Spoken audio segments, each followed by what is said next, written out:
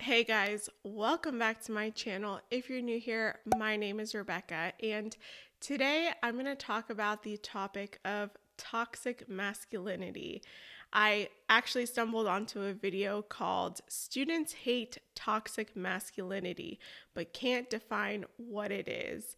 So we're going to watch this video. I'm going to react to this video and we're going to have a discussion around it. But before we do, I want to thank the sponsor of today's video, Scentbird. Scentbird is a fragrance subscription service that gives you the opportunity to shop over 600 brands, anywhere from perfumes, colognes, and even unisex fragrances. I actually picked up 3 scents myself, and I picked out Versace Eros for my husband. I picked up this indie brand, Good Habit Exhale. And I wanted to try Gucci Bloom. I've never tried it before, and I'm just so excited because it comes in these little convenient packages, and you can just toss this into your purse or your car or wherever, and you always have a fragrance on hand. If you don't know what scent you're necessarily drawn to, you can actually take their online quiz and they will give you some great recommendations for you to choose from. And if you use my code Rebecca30, you will get 30% off of your first month, which will only mean that you'll spend $11 for your first month subscription. Make sure you check the links down below and use my code Rebecca30 for 30% off. Again, all the links will be linked down below for you guys to check out. This will be a great gift for either you or your significant other this holiday season. Thank you again, Scentbird, for sponsoring today's video, and let's get into it. All right, guys, like I mentioned, this is the video that I found. It's called Students Hate Toxic Masculinity, but Can't Define What It Is. So let's see what these students have to say about toxic masculinity. I'm Emma Michelle with Campus Reform. This week, Gillette released an ad taking on the subject of toxic masculinity. What exactly does that mean? Well, we are here at Georgetown University today asking students what they think about the issue. Do you think that toxic masculinity is a problem that we need to address in society? In society, I'd say it definitely is something we should address. It's definitely an issue that most of us face in some way or another. I'm actually a women and gender studies minor, so we talk a lot about toxic masculinity in some of my classes. I definitely think it is an issue at large. I've absolutely heard of toxic masculinity, and I do think it's an issue. I think it's a huge issue that should be addressed. It's a real problem, especially for high school girls, as they start to try and break into the workforce, and there's people just kind of breaking them down, saying that it's not good enough because it's usually males. Focusing on it would be worthwhile here for sure. I think we need more ads like this because it brings attention to this very serious topic. People have become more sensitive to it nowadays. How would you define toxic masculinity as a term in your own words? Toxic masculinity, I would define as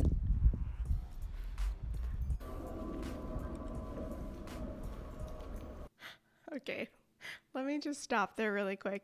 I think it's funny that when she asked these students, is toxic masculinity something that needs to be addressed, that is a problem in today's society? And everyone without hesitation said, yes, it is a huge problem that society is going through right now. Toxic masculinity is bad. But when she asked for them to define what toxic masculinity is, no one could say anything. Like these two people. If you are so adamant, if you believe in toxic masculinity, if you think that toxic masculinity is such an issue in today's society, how can you not define it immediately? But we'll continue because I just want to see what these people are going to say. There isn't a sort of logic to it. I feel like it's more just strutting your stuff and being manly beyond there being a point to be. I don't really know. The idea that men have to be a certain way, dominant,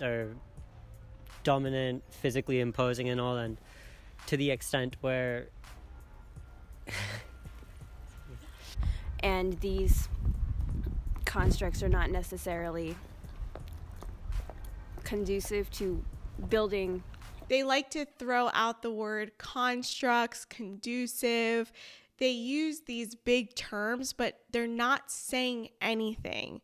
They're not saying anything at all. They're actually just talking around it because they have no idea what toxic masculinity actually is.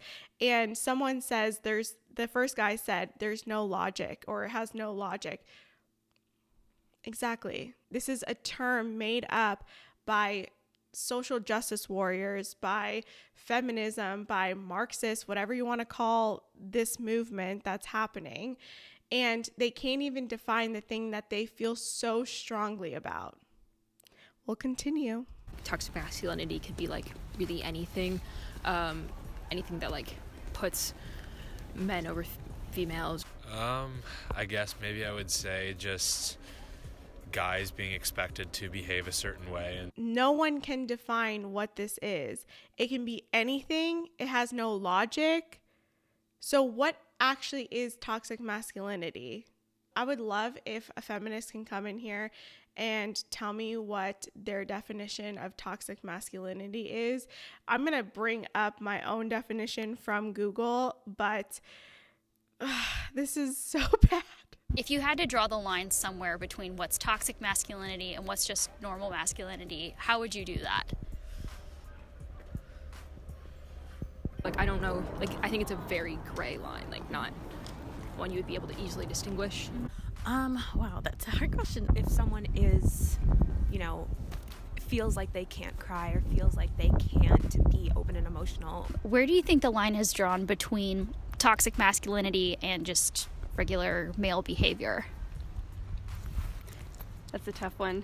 Really? Is it a tough one? See, the greater issue here is that these people, especially in universities and higher levels of education, they are being taught these types of terms, right?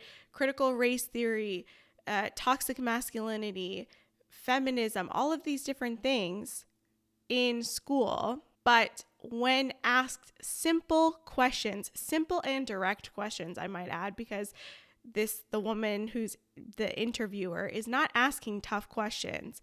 They can't even justify their answer to the first question, is toxic masculinity a problem? Right? They can't even define it. And this is the issue with modern day society, is this level of groupthink that exists. So when there actually is pushback about these terms or about their belief systems, they immediately go to ad hominem reactions. They start attacking you personally. They start attacking your character, your behavior, all of that stuff, because they can't even formulate their own thoughts around this. Do I think a lot of them believe that toxic masculinity is a thing? Sure, but they have nothing to base it on. They have nothing. And the fact that they're saying, oh, it's a gray area, it's a gray line, that's a hard question, is because no one can define what toxic masculinity is. So I went to Google and I looked up what is toxic masculinity. And I got this little blurb that says, masculinity becomes toxic when men feel they have to conform to rigid gender norms. So the first point, it says, acting like a bully to maintain a constant competitive advantage. I can see where they're drawing that conclusion from, but I would argue that feminists actually bully people more, and social justice warriors bully people more in order to win conversations. By definition, they're saying feminists are exuding toxic masculinity. They're also saying that social justice warriors are exuding toxic masculinity, right? Because it's a bully system. Use ad hominem attacks to put down your competition, to put down your rivals, or to put down the conversation, because they need to be right. They need to keep the competitive edge. Avoiding losing at all costs. Isn't that what we're seeing today? If you have a difference in opinion, your opinion automatically gets shut down right off the rip if that is not in agreement with what society or the general voice is saying. So again, are they exuding toxic masculinity? From their own definition, yes, they are. The next one says, restraining one's emotion except for pride and anger, which are the only acceptable masculine emotions to express. Showing strength and aggression in moments of conflict. Let's paint a picture for everyone. So if someone is beating up on a woman or an elderly person in the subway, you don't want a man to show up. You don't want men to step up and fight off or ward off any of those people that are attacking that person. See, that's what's actually happening today. Men don't want to get involved because they don't want to be labeled as toxic males, as exuding toxic masculinity. But on the flip side, though, they are expected to still do so in society, and they're shamed if they don't and shamed if they do. Being born a man today in Western civilization is already a devaluing of this person, of the man who was born, the child who was born. Like, think about how nuts this is. The last one says, being dominant over women and other men, which typically displayed through microaggressions. I pointed to this article that I actually referenced in another video. Progressive women want traditional men. Progressive women want strong men. They're saying, oh, we don't want men to have dominance over other men. Well, isn't that what you preach in feminism to women? That you have to fight your way to the top, that you have to work your way and be above man and be the CEO and be the CFO and be the CEO.